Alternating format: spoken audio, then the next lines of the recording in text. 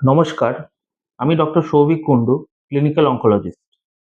এর আগের দিন আমরা আলোচনা করেছিলাম কোলোরেক্টাল ক্যান্সার অর্থাৎ বৃহদন্ত এবং মলাশয়ের ক্যান্সারের কিছু লক্ষণ নিয়ে। আজ আমরা আলোচনা করতে চলেছি কি পরীক্ষার মাধ্যমে আমরা এই কোলোরেক্টাল বা মলাশয় ক্যান্সারের ডায়াগনোসিস করতে পারবো। প্রথমত রোগীরকে পুঙ্খানুপুঙ্খভাবে পরীক্ষা-নিরীক্ষা করে আমরা রোগীর কি সিমটমস আছে সেগুলো জানার পরে প্রথম যে পরীক্ষাটা আমরা করা উচিত সেটি হচ্ছে কোলোনোস্কোপি।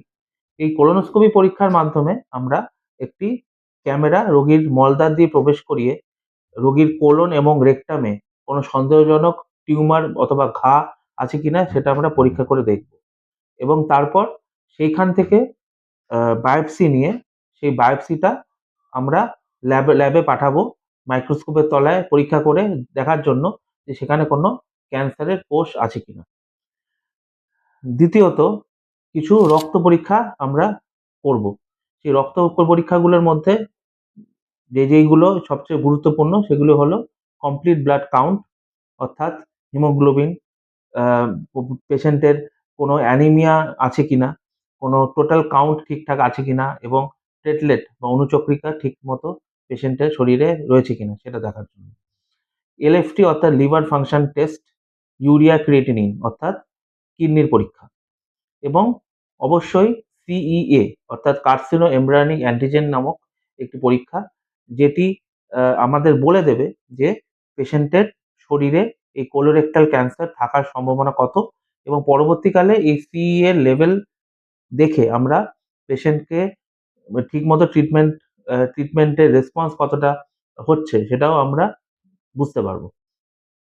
এরপরে কিছু ইমেজিং পরীক্ষা করতে হয়, যেরকম বুকের এবং পেটের সিটি স্ক্যান এবং তলপেটে বা পেলভিসের এমআরআই। এইগুলোর মাধ্যমে আমরা বুঝতে পারবো যে এক্স্যাক্টলি কোন স্টেজে ক্যান্সারটা রয়েছে বা রোগটা রয়েছে এবং রোগটা কি শুধুমাত্র বৃহদান্ত বা কোলোরেক্টাল এরিয়াতেই সীমিত রয়েছে নাকি এটি দূরে কোথাও ছড়িয়ে গেছে বা মেটাস্টেসিস রয়েছে। এবং আরেকটি পরীক্ষাও করা যায়, সেটি হলো পেট সিটি স্ক্যান অর্থাৎ পুরো শরীরের কোথায় রোগটা ছড়িয়ে থাকতে পারে সেটি দেখার জন্য। এইসব পরীক্ষা-নিরীক্ষা করার পর আমরা রোগীর স্টেজটা বুঝতে পারবো যে কোন স্টেজে আছে, আর্লি স্টেজ না অ্যাডভান্স স্টেজ, এবং সেই অনুযায়ী আমাদের ট্রিটমেন্টের দিকে এগোতে হবে।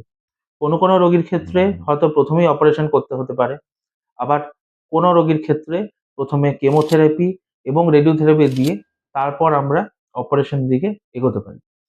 পৃথিবীর যেখানেই যান না কেন এই কয়েকটি পরীক্ষা করাতেই হবে আপনাকে এই কোলোরেক্টাল ক্যান্সার ডায়াগনোসিসের আগে।